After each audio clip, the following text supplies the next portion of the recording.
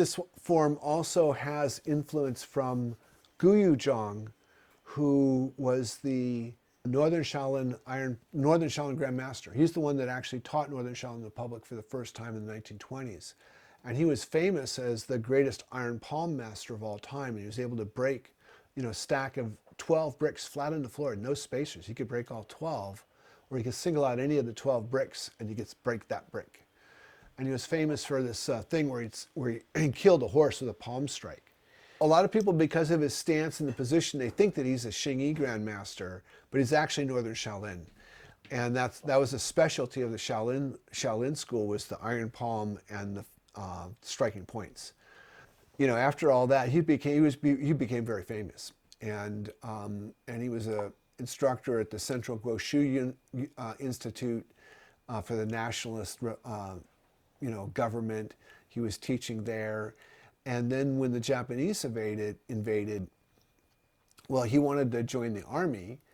And they said, well, no, you can't, because if you're killed, it will be very demoralizing because you're a national hero. People love you, and if you die, they loved him for beating up Russians, basically, and foreigners. He could take the challenge, right? So you're going to have to train the soldiers.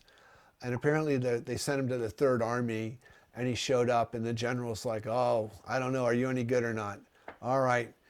Okay, this squad of guys, you put your bayonets on your rifles and you go attack him, and let's see if he knows his kung fu, right? And apparently they came at him one at a time, which is I guess sort of fair, and he trashed all 20 in a row. He's like, okay, good, you're here, and but then his instructions were, teach all these guys Tai Chi, because they're all sick and weakly.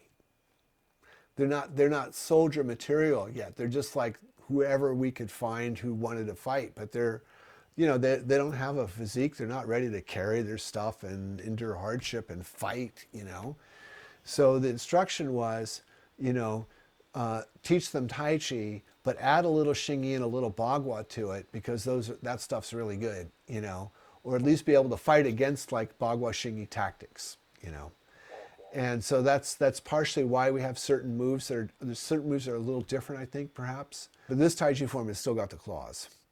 And it's a little more complex, and it's also very athletic.